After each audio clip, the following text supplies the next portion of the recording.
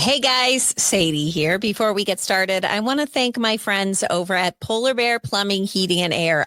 Guys, I'm so excited because the weather, it's finally getting nice. And I don't want to jinx anything, but you know what we're going to be doing before too long? We're going to be turning our air conditioning units on, and that is going to be amazing. How you feeling about yours? Maybe last year's a little bit rickety and you thought, dang, I hope we make it through the summer. And then you did. Don't risk it again. Don't be miserable. Call my friends at Polar Bear Plumbing, Heating, and Air. Locally owned and operated, family owned and operated, veteran owned and operated. And they have hundreds of 5-star Google reviews that you can go on and read for yourself if you don't believe me. They've got great incentives, and putting a new AC unit in your home, that'll add so much value to your home. Plus, your family is going to be comfortable. Another thing that I love about Polar Bear Plumbing, Heating, and Air, you don't even have to talk to anybody. You guys, I love this technology more and more. Although they're a wonderful family and so kind, they also just have a chat. Go to polarbearpha.com and you can start an instant chat, or you can text with Polar Bear Plumbing, Heating, and Air. You can pick up the phone and give them a call. You can send them an email, and you can get an instant estimate. So don't get overwhelmed when it comes to getting a new AC unit for your home, because at Polar Bear Plumbing, Heating, and Air, it's professionalism at its finest, and they care about their my gosh, I'm struggling today. And they care about their customers. So get ready to turn the furnace off and crank up that brand new air conditioner. I bet it's going to have that new smell to it too. I'm jealous. Call them today or go online to polarbearpha.com and mention the podcast when you call them. It's Polar Bear Plumbing, Heating, and Air, a proud sponsor of the Sadie and Friends podcast. I'm going to say the thing you're not supposed to say. Let's talk about marriage. They have like a 2-second rebound rate and you're back doing the next pain in the ass thing. Parenting. Oh my gosh. They have sucked the pretty right out of me. They treat me like it, and I do their laundry. Lucky me. Sex. I'm caught between two evils. I generally like to take the one I never tried. Scary stuff like ghosts. I know it's totally out of left field, but just go with me on this. Boo, you whore. Love. And give you what you need. That's all. I'm talking about taking care of each other the best you can. What's wrong with taking care of a woman? She takes care of you. Friendships. Wink and her necklace says best friends forever. Actually, you want it to say forever? I don't think you guys will be best friends forever, no offense. But sometimes you grow apart, and maybe she'll find a new best friend. They end up doing everything together.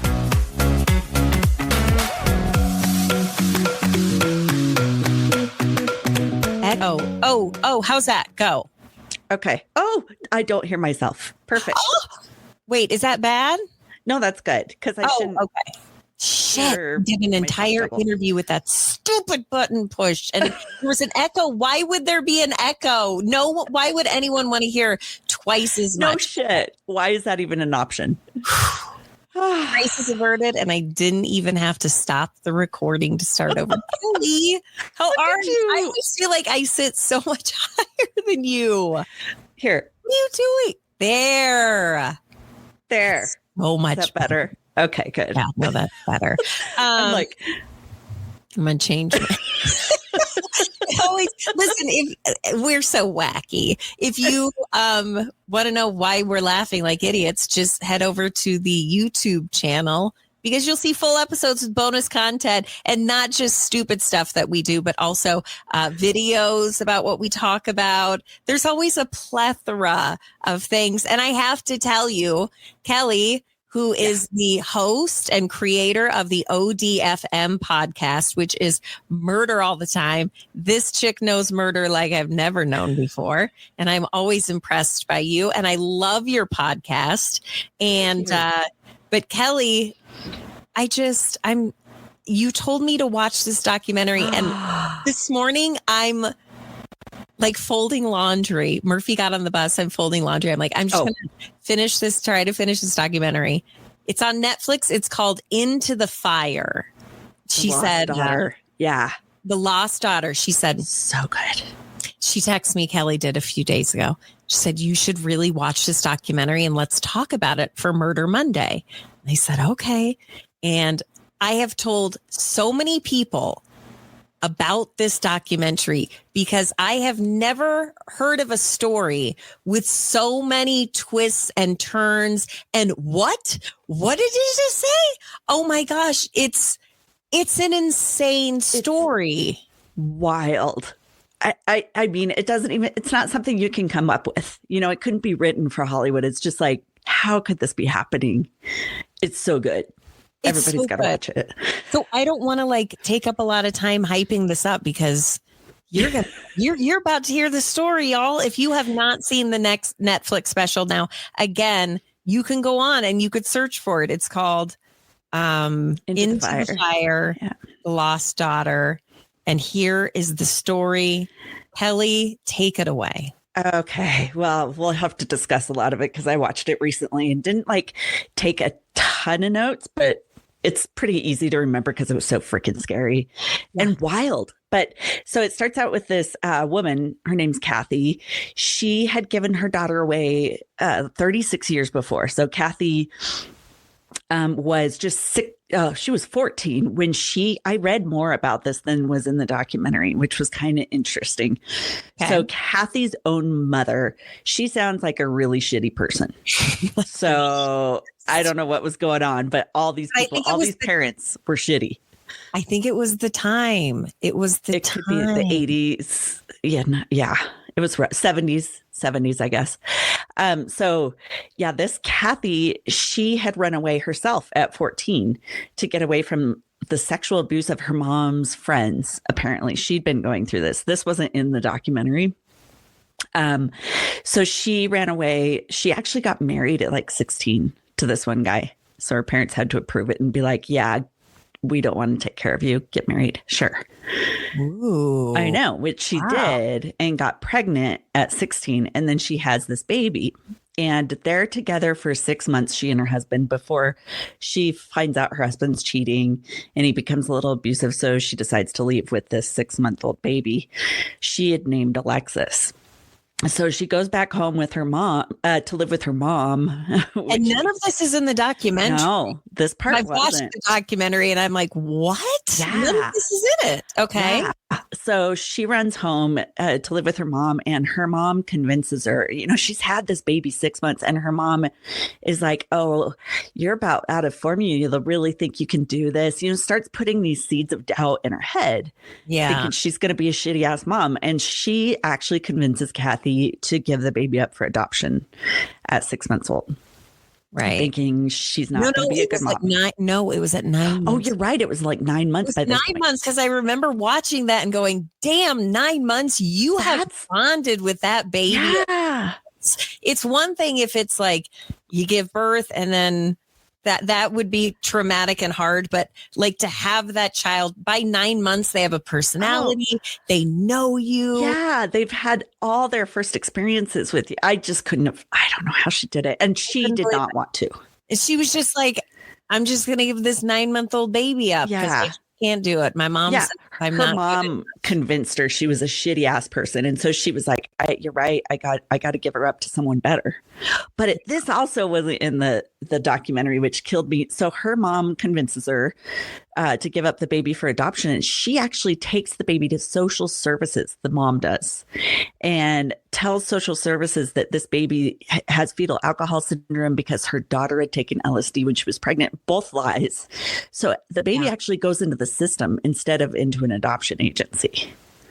What? That was different that I didn't know about. So it wasn't like she was just adopted up by anybody. Like some happy family. It was they needed to find a place for her. Yeah. So this Kathy. Also not in the documentary. Also not in the documentary. I couldn't believe it when I was reading this stuff. I was like, whoa, there's a whole. We have you, Kelly, to do some facts for us. Got to go check out some backstory. But so Kathy, it's now 36 years later. She had always hoped she'd get a chance to reconnect with her daughter. And in the documentary, that's, what she talks about, that she has no way to contact her daughter because it had been through what she believed was an adoption agency, and they kept everything closed.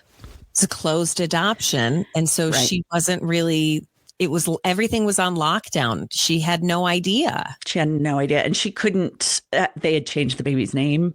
She didn't even know where she was at. So she gets this letter in 2010, and it's from this adoption agency, and she's excited. She's hoping it's going to be her daughter, hoping to find her. But instead, the letter says that her daughter had gone missing when she was just 14 years old in 1989. So She had no idea. She had no idea. And the whole reason they had tracked her down was because they needed Kathy's DNA to see if a body that had been found was this baby who had now been renamed to Andrea, which I think is really pretty. Andrea Bowman. Mm-hmm. Turns out that Alexis to Andrea. Okay. Andrea. Yeah. Which turns out this body wasn't that her daughter. It was someone else's, but that's what they had originally contacted her about. So now she knew. It wasn't her daughter, but she's like, wait a second. Why is my daughter missing? Yeah. That was horrifying. So she decides to do some of her own sleuthing, and she's able to go. I love this lady because she's able to go online and she does a search for all the girls that have gone missing in Hamilton, Michigan in 1989, and comes up with a very short list of names of 14-year-olds, and she's able to find her daughter and a picture of her, and she's like, oh, that's gonna be her, because she looked a lot like her. So it's so cool because she starts this Facebook page that's called Find Andrea Bowman, and she starts getting messages like right away from all of Andrea's old friends, right? So she starts connecting with them all, and she connects with that armchair sleuth. It's this dude who's like, this is crazy. Amazing. He's an accountant by day, but by night he solves missing persons cases. I don't think he's married or has a girlfriend, because in the whole documentary, the dude was solo at all times and he just had screens around him. And he's one of those people that, yeah, but I don't know. Do cops like that? Do detectives like that? Because A, you get a different perspective and you need all the help that you can get. But B, I could also see how that would be a thorn in your side. Like, annoying. Like, here's this guy again. This crime, you know? I did read a little more about him, and it's kind of cool. So he also likes to draw in his spare time. The reason anime? He had... you would think. No offense to anime. Damn it, I'm pissing people off and we're only 12 minutes in.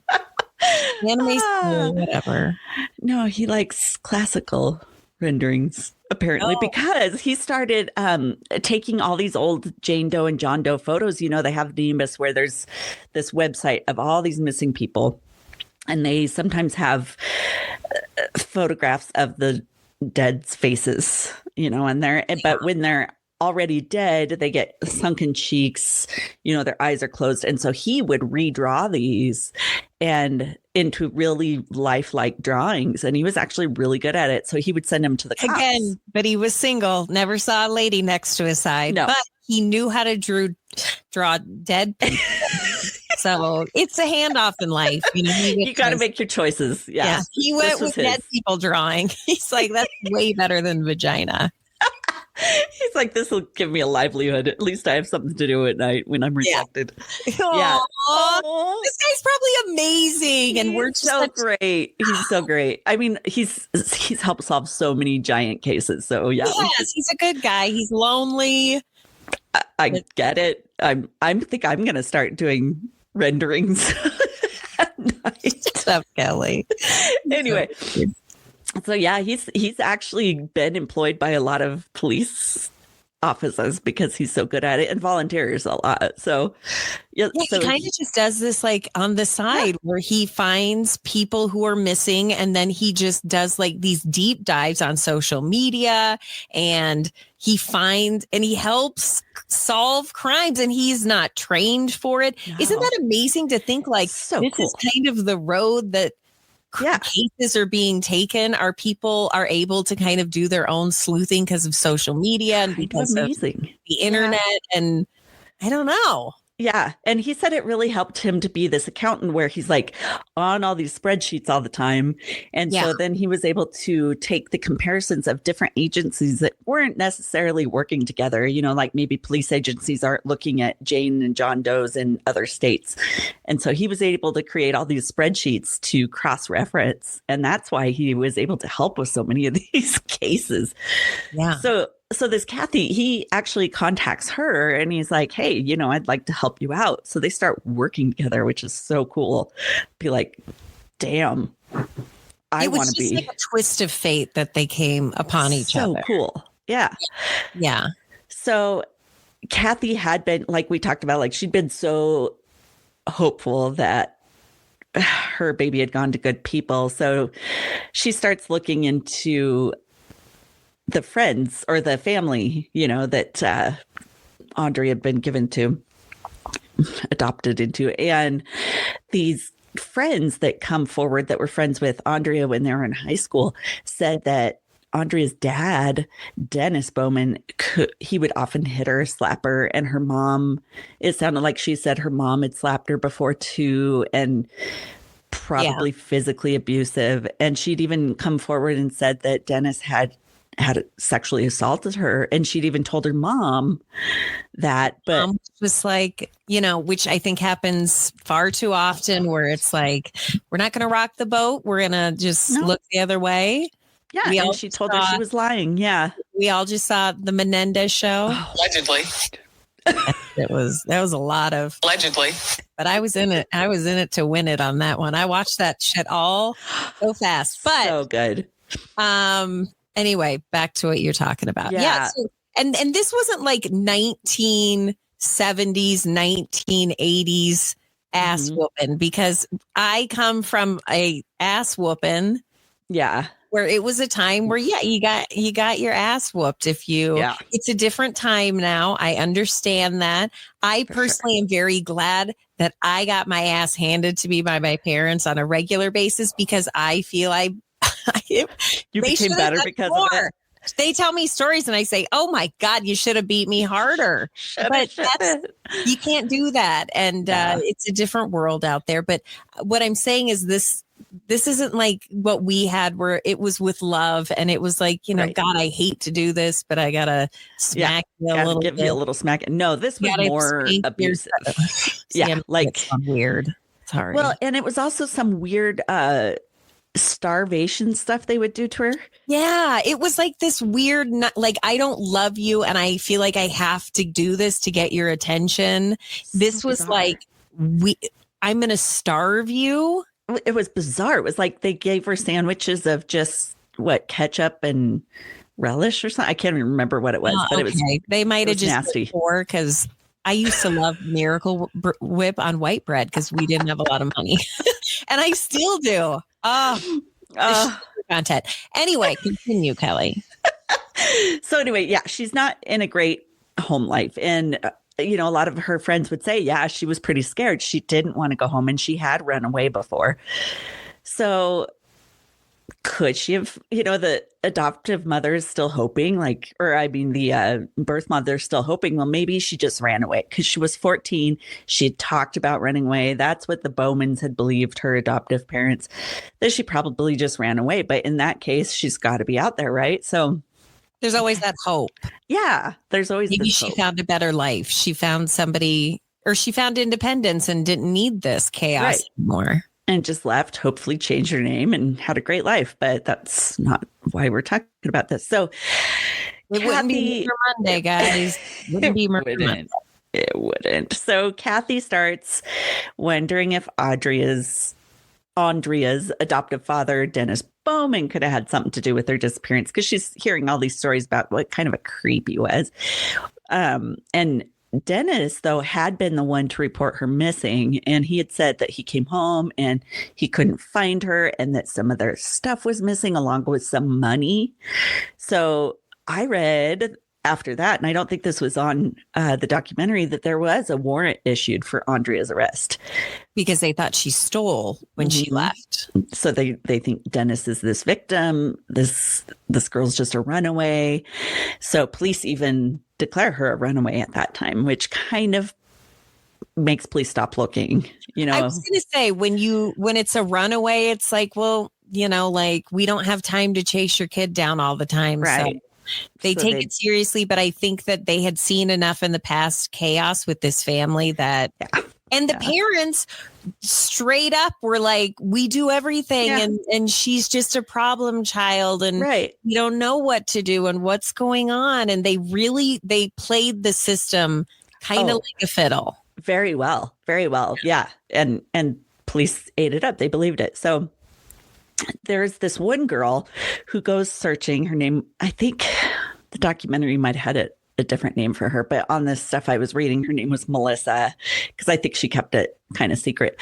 She finds this Find Andrea page and she sends a message to Kathy describing what happened to her on an afternoon in 1989 when she was just 6. So she's telling her how she had been walking to a friend's house. She was flagged down by this man in a truck who promises to take her to see some puppies. Never get in a fucking truck with someone who's going to take you to see.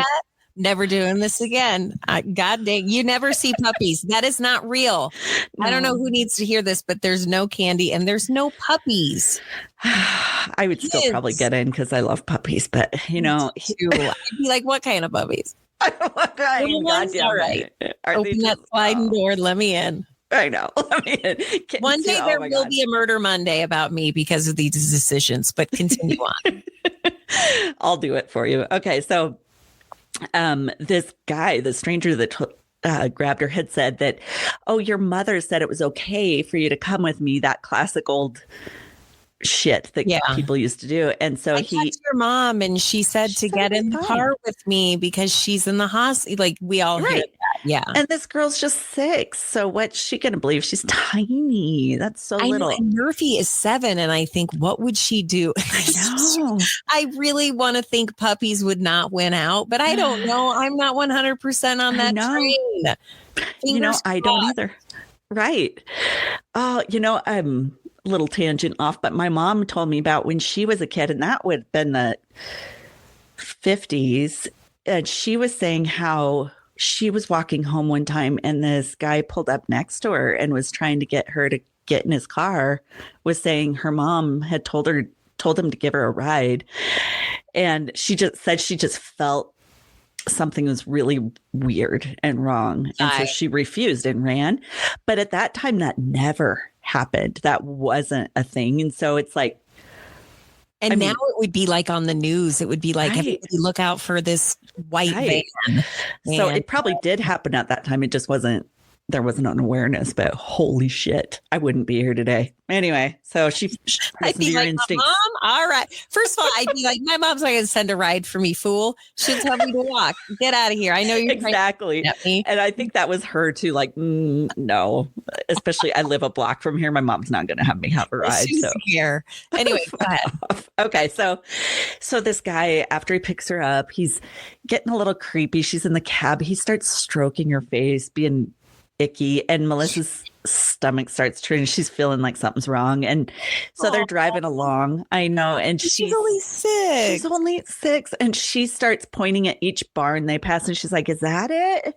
Is that it? Does that have the puppies there?" And again and again. I know. Oh my God! And he's taking her farther away, and so eventually he pulls into this rural area near the town of Hamilton, Ohio, and parks a truck, grabs her by the neck, drags her into a thicket, rips off her clothing. And I guess he wrapped it around her mouth. This was more stuff I had read. Ties her hands behind her back, takes off all of her clothes, and then unzips his pants to start. Yeah. But luckily, these dogs start barking nearby and startle him, and he runs off. Oh, she did, and she doesn't remember it, but she did get sexually assaulted. She must have blocked it out. Oh, no, yeah. A little baby. And so she ends up running naked and barefoot to the main road, and cars pull over, thank God, and get help for her. But so she escaped this guy. She did. But that night, after that, the police had visited her, and she had sat with a sketch artist, and they created this rendering of this guy and his I will truck. Again, sorry to interrupt. I will be posting photos. So if you again watch on the YouTube channel, you'll be able to see who we're talking about. I'm very voyeuristic, so I like to see what I'm what I'm Yeah, you want to visualize it. And see visualizing weird shit, and I gotta actually focus in on what the image actually is. Pictures of puppies. Okay, so this guy has had a red pickup truck with a white cab, and she had made this drawing of him, and the case went cold and statute of limitations expired, so nothing ever happened. But she believed that, this guy's probably still out here. And she had seen this picture of Dennis Bowman on this Find Andrea page. Hey guys, breaking in here just really quick. Give me one quick second to talk about show sponsor Christiana Salon Spa. We are coming up, guys, at the end of the school year. I know that we're almost to spring break and we still got some time left. You know how fast that's going to go? It goes so fast, and then summer is here, and then you know what's going to happen? Then you got the kids home all day long, and that could be really stressful. Maybe so stressful you break out in pimples everywhere. I mean, not only are you exhausted and tired of doing crafts and playing with Play-Doh, but now you got pimples everywhere. I mean, why not take a break and go see my friends at Christiana Salon Spa? Get a nice facial, maybe a hot stone massage, hand the kids over to your husband and say, I'm out of here, or vice versa. They also, I don't want to say they service men because that sounds weird, but they also have treatments for men as well. So why not go on to ChristianaSalonSpa.com? Christiana Salon Spa, a proud sponsor of the Sadie and Friends podcast. Oh, wow. And she swore that was the guy. Once she saw it, that is him. Oh, and around the time of her abduction, there had been a series of similar incidents that I read about. There was a 13-year-old girl that was nearly pulled off the street in Holland, Michigan by some dude. There was a 9-year-old girl on a bike who was stopped by a man who opens his truck door and he kept saying, come get some ice cream with me. Again, I'd probably... This guy, this son of a bitch would get me every time. I'd be like, yeah, what flavors we got? Choco Taco, I'm in. Damn it, Kelly, how are we even alive? Our poor parents were like, you're not going to make it. They're like, miracles, guys. They were like, God damn it, they made it home again. What the hell? Yeah, but then there was another where there were two siblings, 9 and 7, who were walking near an elementary school when the same kind of truck description, red truck, white cab, pulls up, and he asks them to get in. He's trying to give him money this time, and then chases them on foot when they run. How much you got, sir? No. Shit, I do it again. But that's very ballsy. So Two ballsy. Kids, they say that always have your kids be in pairs, always have your kids never be alone, be with other people, because it's so unlikely that somebody would be ballsy enough to think that they could wrangle two kids. Yeah. Yeah. And you could see why. I mean, it'd be hard to control two. Yeah. So these are all kind of conjectures, but it kind of sounds like it could have been him. Like he was this serial rapist. Who knows? But meanwhile, in Norfolk, Virginia, there's this new I think he's a new detective on the force. He's told to go over the old cold cases. So there's a cold case from 1980 for the rape and murder of Kathleen Doyle, who was a wife of a deployed Navy pilot. And he's going through their evidence, and he finds that they still have a bedspread from the case that had been preserved for future DNA testing. So now they send it to the lab. And I thought it was interesting. Originally, Henry Lee Lucas, who was a super famous serial killer who killed along with a partner, Otis Toole, they had confessed to that. But it was later found to be false. They confessed to... Oh my gosh, that wasn't in the documentary. No, yeah. So they had confessed to this one, but it wasn't. They hadn't done it. So okay. So through this genetic genealogy that we now have, the police were able to submit that DNA, and they find a comparison list of about 30 people who could have done it, and Dennis Bowman was on the list. So, so they decide, gosh, we might have to look more into this guy. So they find that he had said, of course, that he wasn't in the area. No, that couldn't have been me. Norfolk, Virginia, what? Turns out he had done a 2-week stint with the Navy in Norfolk during the time of her murder. So He was in town. So Kathy learns that she had inadvertently helped solve this murder because at some point she is on Facebook, like basically claiming Dennis did it. She is harassing the shit out of this couple. Well, she's harassing the couple saying, you killed the daughter that I gave up for adoption and you took over. And then it somehow opened up where not only he did a lot of really bad things, and really bad on the list, one of them was this young woman in her early 20s, and he killed her. It was terrible. So at one point the couple goes in to complain about Kathy harassing them. And because they did that, they give Dennis a bottle of water while he's there, writing out these harassment accusations, and they keep it when he leaves. Take the DNA and compare it. And it's a match to that of Kathy's murder. So or Kathleen's murder, Kathleen Doyle. So I loved that. I was like, yes, harass the shit out of him. So and it led, and so they thought they were going in to get her in trouble. Because they were like, she's harassing us. She's saying he's a killer. He's not a killer. Now, the wife, that's a whole other box of mess there because yes, she wasn't the killer, but she saw what was going on. What's going on. She knew shit was going on. And she just turned her head. She knew it was like she was this crazy, supportive, weird. That's a weird wife. It was beyond. She made excuses for him. You know who she reminds me of? Somebody who never had a boyfriend. And then the first dude that showed interest, she was like, hell yes. And then she hooked that wagon up and he did horrible things. And she always just found a way to care. To be there. She always said something about, I take my vows very seriously. And I was like, girl, there's also a vow, like if you're such a Christian, because I think that was what she was touting, there's also a vow to do not kill and maybe, shouldn't rape people. I mean, my vows, but at some point it gets a little, and I think she saw a ton of what was going on and just tried to turn her head. Yeah, I think she did too. And I don't feel she was as innocent as she claims. Even in just having that knowledge, I felt like you're culpable. But in the beginning, of course, Dennis swears up and down and he has nothing to do with Andrea's disappearance, but his story eventually changes. So he's in jail in, I don't even know. Oh, in Virginia, probably Norfolk. And he wants to get back to Michigan so he can be close to Brenda, his wife, who dotes on him and loves him to death, and his daughter. Really the only person in his life that believes in him. His whole family is like, you crazy. Everyone is like, knows he's a killer, and she is the only one.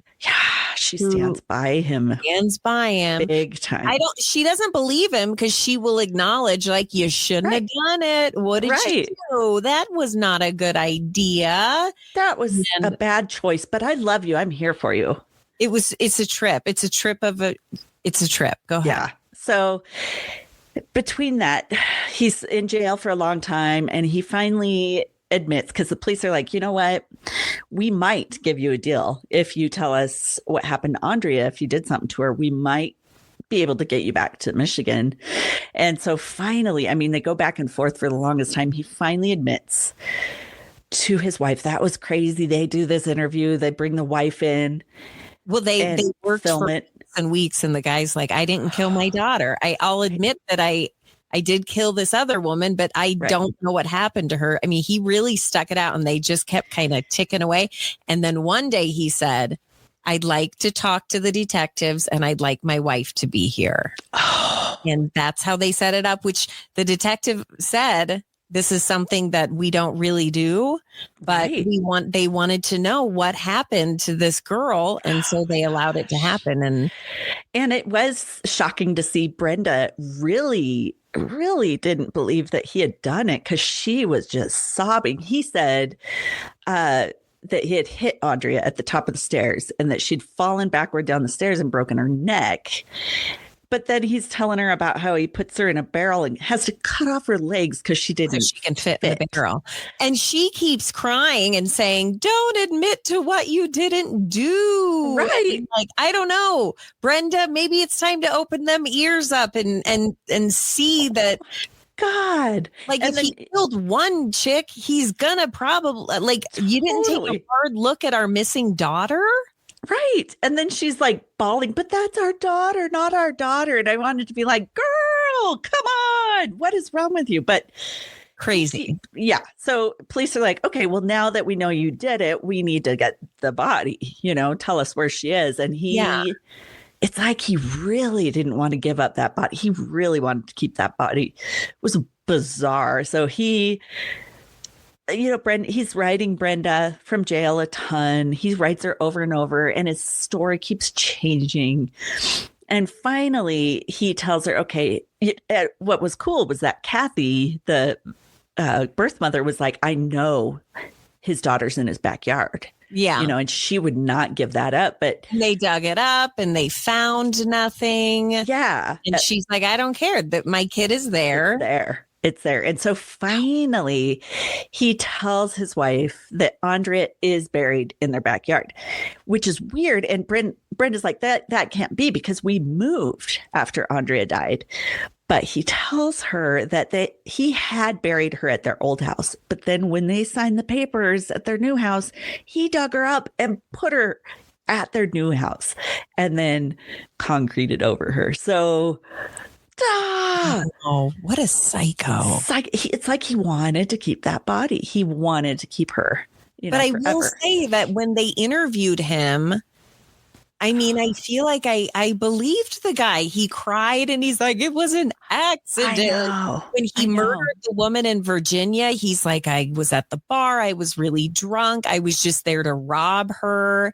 And then she freaked out and she stabbed herself on accident. And I said, I'm out of here. Right. And so he had an excuse for that. And then when it came to his daughter, he was like, well, we were at the top of the stairs. He's crying. It could have happened, but and I slapped her and she fell down the stairs. She broke her neck. I didn't know what to do because this guy also tried to kidnap a girl. He spent time in prison. Right. So it wasn't like he. Yeah. So he said, if I were to have say confessed or said, like this happened, it was an accident, they would be like, we're sending your ass back to prison. So he says he panicked, but he had a way where I was like, oh, wow. He was very believable. Although the first lady, that Kathleen, he made it sound like he was barely there. But in the actual reports about her death, she'd been raped and kind of tortured and stuff for a while. So it's not like he innocently. And that's the thing is they came out and said he's lying. He left so much out. Yeah. And crazy. He was very good liar. He was a very skilled liar. Very convincing. Yeah. So they did. Yeah. Like you said, they find Andrea's body. Then they go and dig her up behind the Bowman's house. And that was weird. Brenda's sitting there bawling like, she's my baby's at our house. It's our daughter. And I'm like, where were you when he was beating the hell out of her? Yeah. And it sounds like she was the same way. So, but there were these, they did an autopsy and experts said that she had been dismembered. He had wrapped her body in plastic bags and stuffed them into this cardboard barrel before burying them. Yeah. But the remains were too decomposed to see how she had actually died. So it couldn't be said that she'd broken her neck. But in the end, the end that was so heartbreaking. And I don't know what I would do in this situation if you're the adoptive mom, but she asks Kathy, the birth mom, she's like, hey, do you want to split the ashes of Andrea? And, Kathy is just like horrified. Like this child had already been dismembered. Now you're going to cut her body in half, basically, again, to send me half of the ashes. So I think it's a trip. Oh, I think they're in a legal battle over it. Are they currently in a legal battle over it? Oh my God. Over the ashes. What a nightmare. This girl thought that First of all, she got pressured into giving her baby away by her mom. She didn't want to do it. Gives the baby away because she's being told this baby's going to go to a beautiful home. Mm-hmm. And then it ended up going to a serial killer and a wife who it was a ride or die and just turned her head and looked the other way. And it was a house of nightmares. But horrible. I'm going to tell you again, there's a Netflix. Kelly, she got me even more information. I just watched the documentary, but there's a Netflix documentary. It's called Into the Fire. And there are so many twists and turns in this. You can't even believe what's going on. And so, Kelly, the fact that you were able to narrow that down, because I thought, I don't know how she's going to narrow all this down. This is too much. I know it's a lot. But you did such a good job. Oh, thank you. Thank you. Okay. It's been on my mind after watching that. Like, oh, it's so good. I'm so glad I got you to watch it because and then I got another friend to watch it, and she texts me at like midnight. She's like, my kids are sleeping and I cannot stop watching this. And I said, I know, it's just so many twists and turns and such a tragic story, but also an amazing story about people coming together and kind of the power of working together, because the woman, Kathleen, the woman who passed away. Kathleen, the woman who passed away, her father never gave up hope. Searched. He ended up passing away before they were able to find the killer. But it was kind of like the birth mother kind of took that torch. And then absolutely the other battle for the dad and who couldn't do it, who died. Yeah, so it was just inspiring. It's inspiring. It's sad. It's tragic. It's so many different things. It's a Netflix special or documentary called Into the Fire. And Kelly, you summed it up so beautifully. Oh, thank you. Thank you. If you just want the quick version, then you came to the right place. Spoiler alerts. All the spoilers. Without the spoiler. It's Murder Monday with Kelly, host and creator of the ODFM podcast. You can find it on all platforms and search for it on social media if there's a case that you would like to hear about. Kelly finds some good stuff, but maybe there's something that you're interested in and you want to hear about. She does take requests. I do. I love requests. There's so many options. All right. Well, thank you. Have a great day. You too. Thanks for having me on. Happy Murder Monday. Sounds horrible. Let's not say that anymore. Happy Murder Monday. Bye, Kelly. Bye. All right, guys, thank you so much for listening to today's episode of Sadie and Friends. I feel so lucky that I get to do this, and I get to do it because of sponsors, and those sponsors pay me, and then I get to do this for a job. How amazing is that? But I want you to know that I'm very picky about who I talk about. I love small business owners, like let's say Garage Door Service and Sales. Tony and Patrice, they've been running that joint for decades. Family owned and operated, locally owned and operated, handed down from generations. I probably did endorsements for them on the radio for well over a decade, almost the entire time I had a radio career. And now I'm podcasting, and they are so great to work with still. So pick up the phone and give them a call today. Maybe you got a broken spring. Maybe you want better technology. You want a more secure home. You're going to find all the perks at GarageDoorServiceandSales.com. So pick up the phone, go online, see what they have to offer. You won't be disappointed. And they're just wonderful people. It's Garage Door Service and Sales, a proud sponsor of the Sadie and Friends podcast.